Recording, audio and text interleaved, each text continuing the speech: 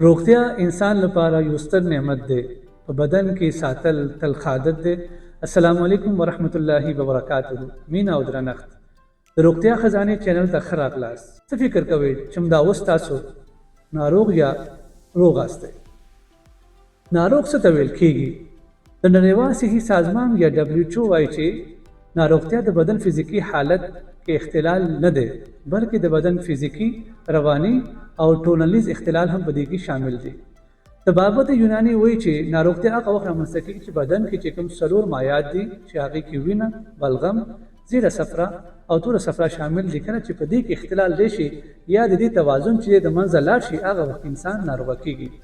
او اسلام مبارک دین وایي چې په انسان کې د بدن د فزیکی ناروغتیا نه علاوه روحاني ناروغتیاګانې هم شته.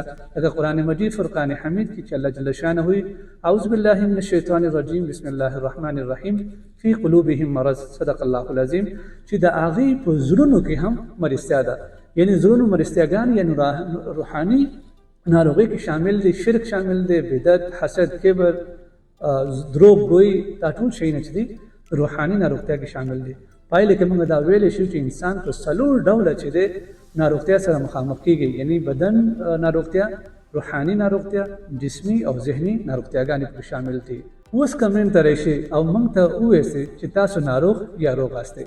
او مننه چې د دې وخته پورې تاسو موږ سره پاتې شوئ او اوس چینل سبسکرایب کړئ، لایک کړئ او نورو خلکو سره شریک کړئ او د روغتیا چینل سره پاتې شئ.